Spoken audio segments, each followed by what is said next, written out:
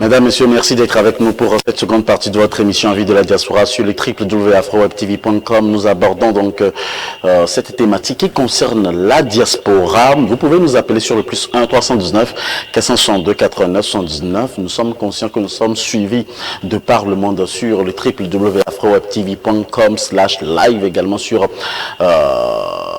notre chaîne YouTube. On parle également de votre pays, le Togo, et également certains objectifs du Haut Conseil des Togolais de l'extérieur, c'est de faciliter l'intégration de la vie nationale de ceux qui se retrouvent à la diaspora et puis susciter les actions sociales susceptibles d'améliorer les conditions de vie des Togolais de l'extérieur et apporter toute assistance aux structures associatives togolaises dans la mise en place également et dans les mesures des moyens.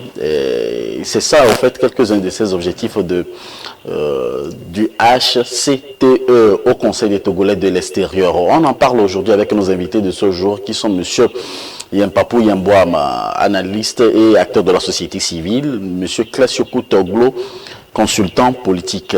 Alors, cela fait 3 ans que nous avons vu que le ministère des Affaires étrangères a mis en place le HCTE. Quel bilan, selon vous? Quelle est votre appréciation 3 ans après? Monsieur Klasiokou Toglo. Un bilan qui n'existe même pas, catastrophique, puisque la diaspora n'est pas impliquée en réalité. On a concocté des amis du ministre Robert Doucet dans un partage catastrophique, si vous le dites, on donne à l'Afrique, là où ils peuvent avoir les mains sûres, les gens qui ne mangent pas bien, et on donne 22 personnes à l'Afrique, on donne 5 délégués aux États-Unis sur ces camps et quelques États, et puis ensuite en Europe, on donne 14, et on donne 4 quelque part, on donne 7 quelque part. C'est un signe palpable que la dictature ne peut rien faire de bon et d'équitable. Aujourd'hui, Robert Doucet est dans un envol habituel pour pouvoir consolider la dictature. Et on ne peut que tailler des choses sur mesure pour pouvoir consolider cette dictature. C'est ce qu'il est en train de faire. Donc, en réalité, il faut le dire, qu'il n'y a pas de répression de la diaspora. Alors, merci, M. Klasiokou Toglo. Je vais aller très rapidement. Une représentation qui ne donne résultat. Est-ce que vous avez vu les résultats? Moi, j'ai écouté la diaspora est en train de crier sur des problèmes sociaux, des problèmes politiques, des problèmes économiques. On ne trouve pas de solutions.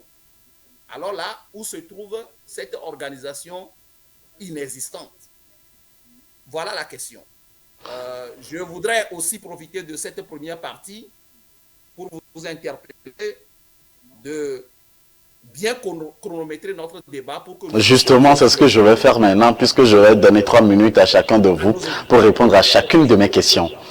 Et vous connaissez donc les règles, c'est pourquoi je vous laissais prendre tout votre temps pour pouvoir répondre à mes questions. En 3 minutes, vous devez, chers invités, répondre à chacune de mes questions de long en large. Merci, M. Klasiokou Toglo, merci, M. Yampa, pour votre compréhension. Aujourd'hui, le Haut Conseil des Togolais passe de 77 à 48 délégués.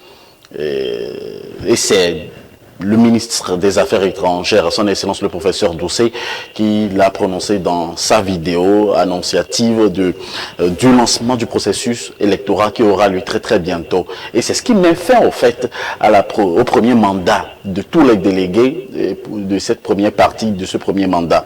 Monsieur Yampapou Yamboama, vous êtes président d'association ici aux États-Unis et en Afrique également. Quelle est votre appréciation donc de ces 3 premières années avec les délégués du HCTE? Alors, merci beaucoup pour nous impliquer dans chaque situation qui préoccupe, en tout cas, qui sont, j'allais dire, des préoccupations pour nos pays. Je voudrais rappeler que dès le départ, nous sommes positionnés en faveur de cette initiative que peut-être les uns les autres peuvent trouver, je ne sais pas, des insuffisances, des lacunes, mais que avec la volonté de tous, on peut en réalité se mettre ensemble pour régler ce qu'il y a.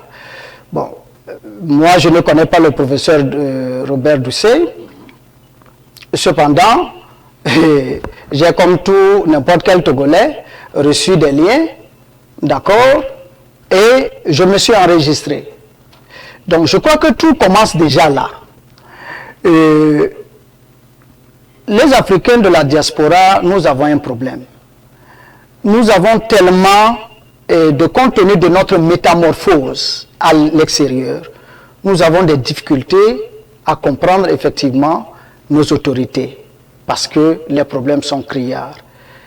Mais, est-ce que la solution est de s'enfermer? Notre problème, c'est que nous rejetons automatiquement toute initiative. Et le faisant, ça va être compliqué.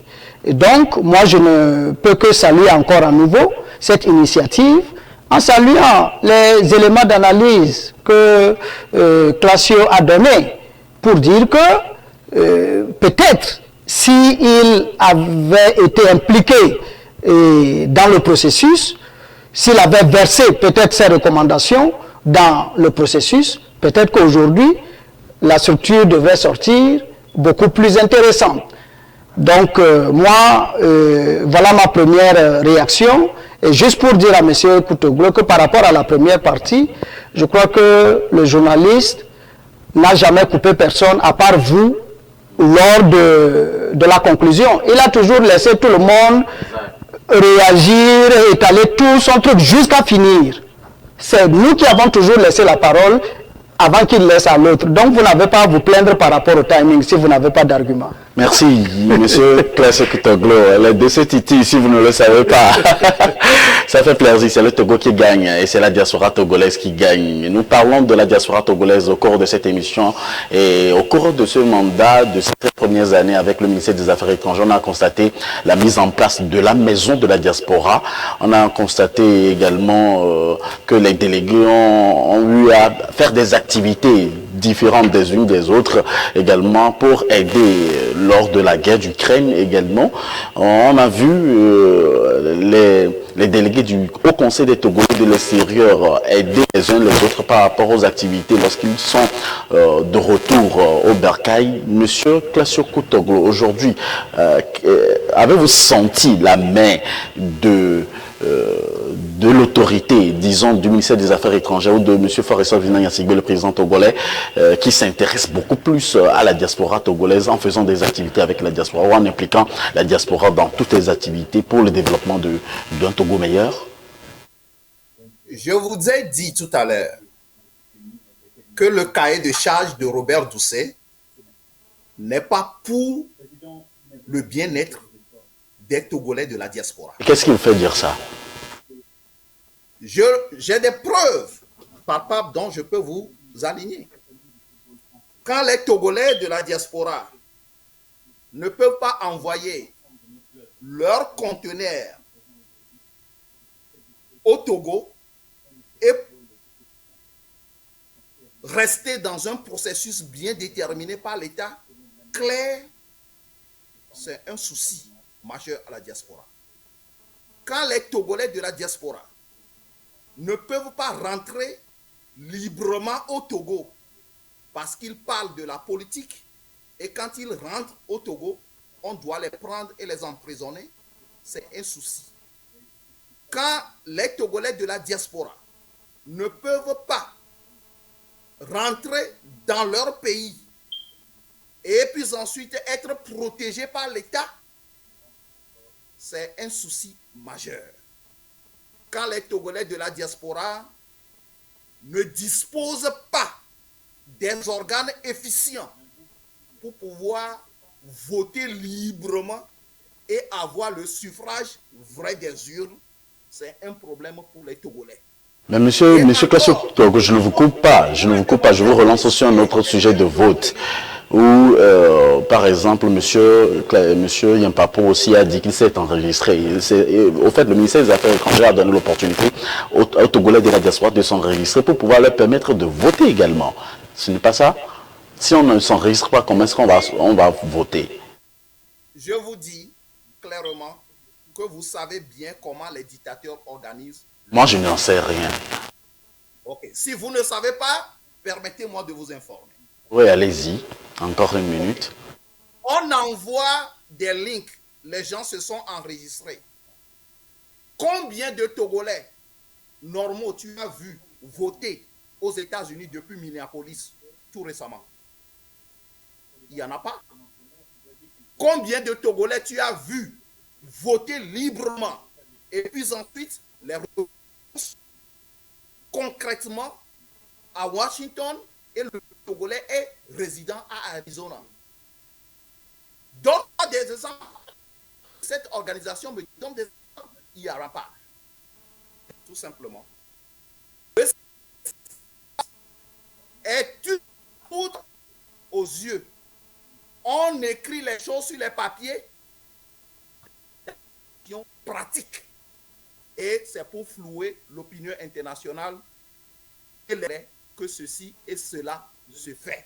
Alors que il se fait en réalité dans les pratiques et qui peuvent conduire à une bonne gouvernance. Merci. Alors, monsieur Yampapo, est-ce que c'est la faute au gouvernant, malgré que l'internet de monsieur Classio balbutie un peu, on va continuer quand même. Alors, est-ce que c'est la faute au gouvernant ou carrément au ministère des Affaires étrangères lorsqu'on ne se fait pas enregistrer pour permettre à la diaspora de voter? Parce que malgré tout, ils ont enregistré beaucoup de Togolais à la diaspora. Sur 3 millions, il y avait beaucoup également qui s'étaient enregistrés. Maintenant, dites-moi, quelle est la responsabilité qui revient en quelque sorte à la diaspora, ou est-ce que ça incombe à la diaspora au gouvernant? Au fait, les responsabilités sont partagées. Il faut avoir l'honnêteté intellectuelle de le dire. Pourquoi je dis les responsabilités sont partagées? Le Togo a un passé difficile. Un passé difficile qui fait qu'il y a la méfiance entre une partie de la diaspora. Parce qu'il y a certains Togolais qui sont allés à l'extérieur, pas parce qu'ils avaient réellement choisi d'y aller, mais parce que les conditions politiques et les crises politiques ont été telles qu'ils n'ont eu d'autre choix que de s'expatrier. Donc, il y a cette crise-là qui couvre depuis, et les Togolais n'arrivent pas à trouver le moyen de pouvoir régler. Et ça, cette responsabilité, je ne rejetterai pas la première sur la diaspora, mais plutôt sur l'État. Parce que quand on est un État, c'est l'État qui dispose des moyens. Vous avez les moyens de tout un pays. Et c'est vous qui définissez la politique de la nation. Alors, donc, si vous savez que vos enfants, pour des problèmes quelconques, se sont retrouvés à l'extérieur, d'une manière ou d'une autre, c'est à vous de pouvoir trouver le canal pour pouvoir ramener la sérénité. Et je crois que le Togo n'a pas rapidement pris cette disposition-là pour que, effectivement, il y ait la sérénité qui revienne. Bon, maintenant, au moment où ils allaient prendre cette initiative à travers la HCTE, nous avons mené des débats ici où, justement, une certaine classe politique de l'opposition a estimé qu'elle n'avait pas été suffisamment impliquée. Par contre, nous avons également reçu sur ce même plateau ceux-là qui avaient justement organisé la situation, qui ont expliqué le déroulement, la façon dont partout le processus a été mené. Et que malheureusement, c'est plutôt les autres qui n'ont pas voulu s'impliquer. parce que la méfiance est en grande. Donc c'est à ce niveau-là que je disais dans ma dernière intervention que c'est la faute de nous autres en tant que membres de la diaspora, ça. C'est-à-dire que nous n'arrivons pas à dépasser notre mal. Et donc ça fait que nous nous enfermons. Et cela hermétiquement. Et ça, ce n'est pas bon, ni pour nous-mêmes, ni pour notre pays. Et c'est pour ça que je pense qu'il va falloir faire un dépassement. Aujourd'hui, il y a une initiative. Est-ce que c'est parfait? Je ne saurais le dire. Cependant, s'il faut la parfaire, c'est ensemble que nous devons la parfaire. Or, pour parfaire, il faut être à l'intérieur. Quand tu n'es pas à l'intérieur, comment est-ce que tu peux parfaire ça? Ça ne pourra jamais arriver. Donc, moi, c'est toujours mon discours. Et je rappelle à M. Classio que parfois, il faut faire l'effort de vivre dans le réel. Si les gens continuent d'écouter vos discours là, ils vont se réveiller tellement en retard que ils vont retourner un jour chez eux au pays, ils ne sauront même plus dans quel domaine ils vont investir. Parce qu'au jour d'aujourd'hui, la diaspora qui repart au pays pour s'investir, depuis que cette initiative-là a commencé, ça veut dire qu'il y a petit à petit de la confiance qui revient. Et sachez que ça ne reviendra jamais d'un seul coup. C'est avec le temps que les gens vont expérimenter, les gens vont voir ce qui se passe et petit à petit, ça va aller. Donc, réveillons-nous. Je ne dis pas que nos gouvernements, notre État n'est pas en faute, mais est-ce que nous devons toujours être là, sur ça? S'il devait y avoir quelqu'un qui devrait être remonté contre notre État, je crois que je serais peut-être l'une des premières personnes. Parce que on a bousillé ma vie sur tous les plans. Et j'ai plein de raisons, peut-être que mieux que ceux-là qui souvent s'invectivent contre le gouvernement. Mais à un certain moment donné, je me pose la question de savoir quel est l'aboutissement de tout ça. S'il faut aller de vengeance en vengeance, s'il faut toujours rester dans le quiproquo, ça n'arrange nulle part, nulle personne, et c'est pour ça que je prône toujours le rassemblement, mais en attirant l'attention du gouvernement qu'ils doivent jouer la grosse part. Ce qui saute aux yeux également, c'est de passer de 77 délégués à 48. Aujourd'hui, M. Classio Kutoglo, il y a de 3, par exemple, quand on prend le cas des États-Unis, aux 3 délégués aux États-Unis, et désormais ce sera 2 délégués aux États-Unis, rien que pour les États-Unis, puisque vous êtes aux États-Unis, on va en parler. Qui sera laissé, qui sera pris? Quand on prend par exemple M. Amar Pacha, on prend par exemple M. Nyandi, on prend par exemple M. Dr Kate. Ce sont les 3 qui représentent au fait dans la région américaine le Haut Conseil des Togolais de l'extérieur. Qui sera laissé selon vous? Et s'il advenait que ces délégués-là se représentent encore, malgré qu'il y a toute une panoplie d'intellectuels qui veulent éventuellement postuler et faire partir et faire également être bénévoles pour travailler pour le Togo? Bon, vous venez de donner d'ailleurs des noms que je pense que j'étais dans les rêves. Je n'ai jamais écouté parler, même quand on parle de la diaspora américaine. C'est des noms... Vous n'avez jamais déjà entendu parler de Dr Kate, qu'on a reçu déjà ici? C'est des noms bizarres que vous donnez. Des noms bizarres, monsieur Classio Kutoglo. Vous ne connaissez pas Dr Kate? Je vous dis honnêtement que ce sont des noms bizarres que je n'ai jamais écouté parler aux États-Unis à la tête de HCE. Je n'ai jamais écouté parler de ça. Vous venez de donner... Vous êtes un habitué de cette maison. Répondez maintenant à ma question posée. Maintenant, dites ceci. Il faut aller directement pour permettre à M. Robert Doucet de constater l'échec cuisant. Quand vous partez d'un projet de 77 délégués et que pendant un premier mandat, vous êtes arrivé à 48 délégués pour pouvoir continuer votre course malgré tout, c'est un échec patent, un échec cuisant qu'un responsable politique, un responsable qui représente une communauté donnée doit constater et puis ensuite chercher les solutions qu'il faut pour pouvoir réparer ça. Mais il a donné des raisons dans cette vidéo. Je crois que vous êtes au courant de cette vidéo qui se trouve sur sa chaîne YouTube. Les raisons données par M. Robert Doucet ne sont pas les réelles raisons. Les raisons, c'est ceci. La diaspora togolaise dans son entièreté, ou bien dans sa majorité, ne croit pas à cette action gouvernementale. Vous voyez? Pourquoi la diaspora ne croit pas à cette action gouvernementale? C'est parce que la diaspora, honnête, citoyenne, constate que le pouvoir de Lomé est gardé par une minorité. Et que malgré les intrants qui vont arriver, ils ne peuvent rien changer.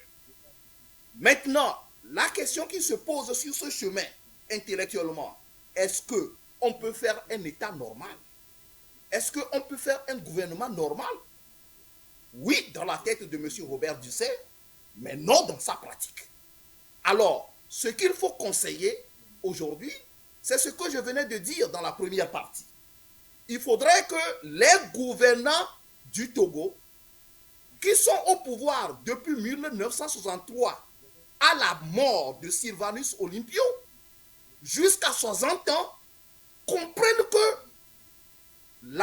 la période change et que les mandats inutiles ne permettent plus au développement d'un pays. Il faudrait qu'on encourage des facteurs qui permettent à l'alternance. Et là, vous allez voir que Yampapou va venir avec une belle idée à la tête, à côté de quelqu'un, pour pouvoir faire quelque chose qui va être positif et accepté par les autres. Mais quand on se renferme dans cette dictature sanguinaire, dans cette dictature qui n'a plus de nom au Togo, ça ne donnera aucun résultat. Monsieur Classio Koutogo, il y a carrément un profil ciblé pour les délégués, pour choisir les délégués et pour postuler. Et pour postuler, vous devez être, par exemple, expérimenté en gestion, être respectueux, avoir le respect des institutions de la République, être un engagé associatif, avoir la capacité managériale. Il y a beaucoup de règles qui se retrouvent également sur le site Diaspora, donc du Haut Conseil des Togolais de l'extérieur. Monsieur Mpapou, êtes-vous de même avis que Monsieur Classio Koutoglo? Bon, vous savez, c'est difficile de partager les mêmes avis avec quelqu'un qui toujours explique tout par les mandats. C'est un peu compliqué. Parce que quand on parle d'alternance, au Sénégal, je vais donner cet exemple-là, Abdoulaye Wade fut un grand opposant en qui toute l'Afrique a cru. Mais quand il est arrivé, on a dû le chasser par la rue. Aujourd'hui, ce peuple qui s'est tapé les ménages pour que Macky Sall soit là, en quoi Macky Sall les protège-t-il? C'est là le débat. Donc moi je pense que ce n'est pas une question d'alternance. Voyez-vous, ce n'est pas une question d'alternance. Mais c'est une question de qu'est-ce qu'on veut faire de mon pays. Moi, je vous le dis, et sans embâche, je n'ai aucun problème avec l'alternance. Absolument aucun. Et c'est le problème de notre opposition. C'est-à-dire qu'il pose mal les débats. Moi là. Et là où j'accuse nos gouvernements. Ben, si vous n'êtes pas d'accord avec la démocratie, soyez courageux et puis vous dites, nous on n'applique pas la démocratie, on applique notre propre système à nous. Et tout le monde va s'accommoder. Mais quand vous aussi vous dites que vous voulez la démocratie, et puis bon, finalement, comme Norbert Zongo le disait, c'est de la démocratie kaki que vous amenez, et ça pose problème. Voilà, parce que vous voyez ce qui crée la méfiance de plus en plus au sein des Togolais. Si je prends le cas du colonel là, qui a été assassiné dans son bureau, on ne parle pas de n'importe qui, hein. C'est un colonel de l'armée. Et que jusqu'à aujourd'hui, malgré le comité d'enquête qui a été mis en place, on ne puisse pas clairement nous situer qui a tué ce colonel-là. Pour quelle raison? Et pire, de simples soldats qui n'avaient rien à faire. C'est-à-dire que juste parce qu'ils ont eu la malchance d'être de service ce jour-là. D'autres personnes même, parce que tout simplement, ils ont eu la malchance de recevoir un message de l'un de ceux-là qu'on a fait chose. Tous se retrouvent en prison. Vous comprenez?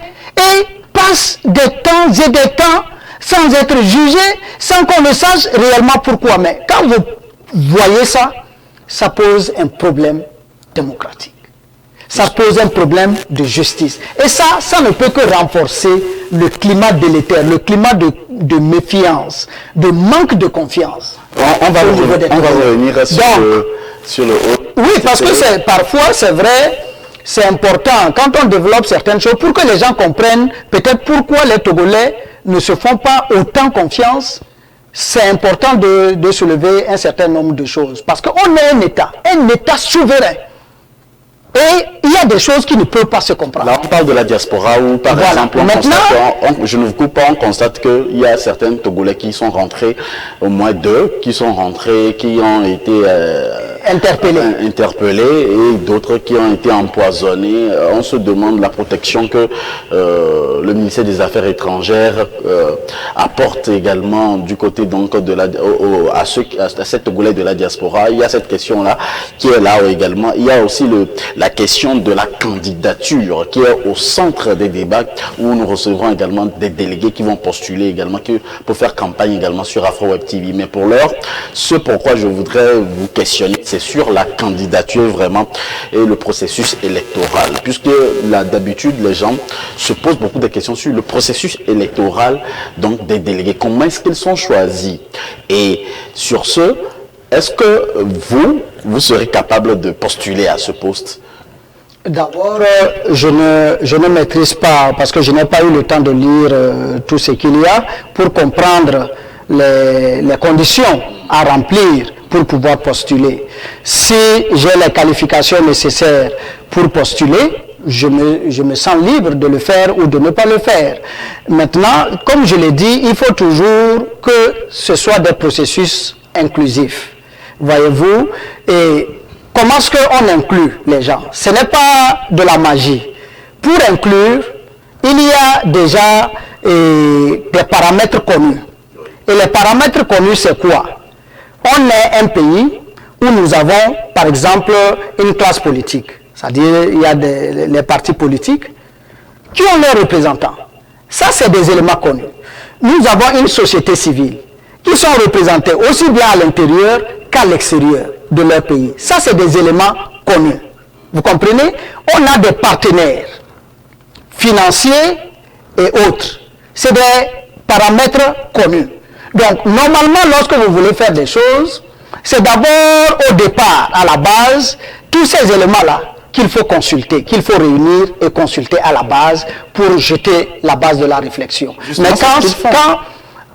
maintenant, quand ils font ça, et que malgré tout, parce que des gens sont juste dans la question de la lutte politicienne, ça je suis désolé, on ne peut rien. Vous avez tout à l'heure mentionné l'interpellation des membres de la diaspora. Je suis désolé, vous connaissez ma position là-dessus. J'ai continué de plaider leur cause, de demander leur libération, mais j'ai continué également de dire que ce qu'ils ont fait ne les innocente pas. Parce que il y a les déclarations, il y a les vidéos que tout le monde peut reconsulter. Parce que quand vous vous permettez de dire des choses que vous n'êtes pas en mesure de confirmer, vous, comme M. Classieux ici nous donne des affirmations que je pourrais dire gratuites parce qu'il ne donne jamais les preuves, mais le jour où vous allez, on vous interpelle, vous n'êtes pas au-dessus de la loi. Maintenant, je dis toujours à notre gouvernement que pour un gouvernement sérieux, si vous allez passer le temps à écouter les petites paroles des gens comme nous autres là, pour moi, c'est que vous ne travaillez pas. Parce que quand vous travaillez sérieusement là, vous n'avez même pas le temps d'écouter ces petits machins. Merci, M. Mpapou. Alors, M. Classico Togo, on parle du Haut Conseil des Togolais de l'extérieur. Aujourd'hui, le débat est relancé, la candidature, l'opportunité est donnée à chaque Togolais, à la diaspora, s'il est, par exemple, s'il a des métiers ou des activités ayant permis de valoriser ses atouts et ses talents pouvant servir le Togo, il peut postuler également à ces postes en tant que volontaire, puisqu'on ne les paie pas, c'est du bénévolat qu'ils font les hauts conseillers des Togolais de l'extérieur. Je vous posais entre-temps la question de voir si éventuellement l'opportunité est donnée aujourd'hui à tous les Togolais de postuler, et 2 seront choisis du côté des États-Unis. Vous avez l'habitude de critiquer les activités ou des hauts conseillers des Togolais de l'extérieur sur cette même antenne. Quel sera votre point de vue de manière effective sur cette question de candidature et de lancement du processus électoral? Mon frère, il faut que nous soyons très clairs. Mais avant d'en arriver à ce nombre de 2, il faut dire d'abord, il faut corriger certaines choses rapidement. Même si mon frère, mon copanaliste, en faisant du coq à l'âne, bon, dit des choses qui ne permettent pas à la génération nouvelle d'apprendre quelque chose. Quand mon copanaliste dit que l'alternance ne permet pas l'émulation, l'alternance à la tête d'un pays n'est pas son problème, vous dites des bêtises. Vous dites des bêtises. Le pays dans lequel vous êtes aujourd'hui aux États-Unis, l'alternance permet ici, dans ce pays, de rendre compte de la fiabilité, de la stabilité. De la fiabilité et de la stabilité. Monsieur Classico Togo, vous connaissez donc les règles de cette émission. S'il vous plaît, avec tout le respect que je vous dois, tous deux, ne placez pas des mots qui fâchent, s'il vous plaît. Vous connaissez les règles de déontologie, s'il vous plaît. Répondez à ma question posée en moins de 2 minutes encore pour terminer l'émission. Nous sommes à la fin de l'émission. Monsieur Classico Togo, HCTE, au Conseil des Togolais de l'extérieur. Impact, enjeu et candidature, le processus, lancement du processus électoral par le ministère des Affaires étrangères, son Excellence le professeur Doucet. Si vous avez son Excellence le professeur Doucet en face de vous aujourd'hui, sûrement qu'il verra l'émission, qu'est-ce que vous lui direz en face? 1 minute, s'il vous plaît. Je lui dirai tout simplement que je sens la fatigue des dirigeants dans son projet. C'est ce que je lui dirais. Il y a la fatigue des dirigeants dans son projet. Parce que d'abord, je constate un échec et il faut renouveler les dirigeants pour qu'il y ait des idées fraîches afin de remobiliser et sensibiliser la diaspora. On ne peut pas toujours continuer avec des idées vétustes, archaïques et précambriens de la colonisation installée au Togo jusqu'à présent. Il va falloir que M. Robert Doucet trouve d'autres stratégies nouvelles, opérationnelles, pour que la diaspora puisse se retrouver dans son projet et puis ensuite essayer aussi, quand il sait que les États-Unis, par exemple, les États-Unis sont vastes, et puis ensuite, les États-Unis, il y a des immigrants togolais en nombre aux États-Unis, il va falloir qu'ils revisent ces dossiers pour pouvoir faire un bon partage afin qu'il y ait une représentativité qui peut permettre ce qu'on appelle la démocratie. Quand on met 22 représentants, par exemple, en Afrique, et on donne 5 ou 2 aux États-Unis, alors que aux États-Unis, il y a un nombre important des Togolais dans 50 et quelques États, cela veut dire que leur projet cache quelque chose qui ne dit pas son nom. Cela veut dire tout simplement qu'ils sont fatigués du pouvoir et ils ne sortent rien du bon pour la diaspora et le peuple togolais. Il va falloir qu'ils installent un autre système qui leur permet de renouveler les choses afin d'avoir une stabilité et une démocratie au Togo. C'est ce que je dirais, comme d'habitude d'ailleurs, à Robert Doucet. Merci. Ce sera votre mot de fin, M. Classico Kutoglo. Monsieur Yampapou Yamba, nous sommes à la fin de cette émission. Nous espérons avoir également les responsables du Haut Conseil des Togolais de l'extérieur très bientôt pour nous éclairecir les zones d'ombre. Mais pour l'heure, quel est votre mot de fin? Monsieur Yampapou Yamba, 1 minute. Alors, merci beaucoup pour m'avoir associé à cette émission. Je respecte les points de vue de M. Classio, parce que tout le monde en a le droit, mais je lui demande tout simplement de respecter moi aussi mon point de vue, quand je dis que pour moi, l'alternance n'est pas une question qui se pose à mon niveau. Ça, c'est ma conviction, c'est fondamentalement ma conviction. Alors, ceci étant, est-ce que quand on réduit une équipe dirigeante, est-ce que ça veut dire que c'est un échec? Je ne crois pas. Parce que les mêmes oppositions et sociétés civiles ont souvent crié sur le nombre des gouvernements qui composent les gouvernements de nos pays. Et tout le monde demande de réduire pour réduire le train de l'État. Bon, maintenant, pourquoi ici on trouve que ça devait être une mauvaise chose? Moi, je crois qu'il faut aller un peu en profondeur. Vous savez, même si c'est un seul délégué, et que la course est libre, tout le monde peut postuler, et que c'est la diaspora qui choisit, qui élit le délégué qu'il veut, ça veut dire que le gouvernement mettra à sa disposition les moyens nécessaires pour pouvoir parcourir les 54 États dans les États-Unis. Je suppose, ce n'est pas que je suis au courant du truc, c'est juste pour donner un peu d'analyse pour que le consultant qu'il comprenne que la réduction en termes de nombre ne peut pas être vue tout simplement comme un échec. Pour terminer, je renouvelle donc l'appel à tous les Togolais, de la diaspora comme de l'intérieur, à se mettre encore une fois ensemble. Parce que, en tant que panafricain, et respectueux des théories qui ont été inventées par les pères de nos nations, je voudrais dire que quand on est panafricain et qu'on n'a pas compris la nécessité de l'unité des Africains, ce qu'on n'a pas encore, on n'a pas encore compris ce que c'est que le panafricanisme.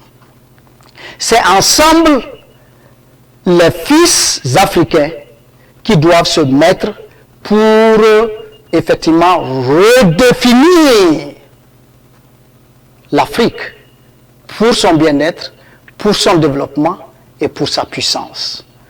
Toute autre situation, politico-religieuse, ethnico-raciste, sont des éléments tout simplement qui vont avoir tendance à nous maintenir dans la précarité, à nous diviser pour faire en sorte que ceux-là qui ont régné sur nous hier et qui règnent sur nous aujourd'hui continuent de régner sur nous demain. Que Dieu bénisse notre pays et qu'il nous garde tous ensemble. Merci à vous d'avoir accepté notre invitation pour cette émission Avis de la diaspora. C'est la fin donc de ce numéro de votre émission. On se retrouve samedi à partir de 13h avec d'autres invités et je voudrais tout simplement inviter les uns les autres qui sont des abonnés déjà, inviter d'autres personnes également. Si vous n'êtes pas encore abonné, abonnez-vous massivement. Nous reviendrons sur ce sujet qui concerne la diaspora. Nous inviterons donc tous les délégués à passer sur AfroWeb TV, nécessairement les responsables du Haut Conseil des Togolais de l'extérieur, sinon également le ministère des Affaires étrangères à faire face à la diaspora sur cette même antenne pour nous élucider les zones sombres. Quant à moi, je vous retrouve dans d'autres émissions également sur AfroWeb TV. On se retrouve avec le même plaisir. Merci, monsieur Yampapou Yamba, Ça fait plaisir également pour votre temps, analyste et acteur de la société civile. Monsieur Classio Koutoglo, consultant politique, je vous en remercie. Merci pour votre temps. On se retrouve pour un autre numéro de votre émission Avis de la diaspora. Ciao, bye.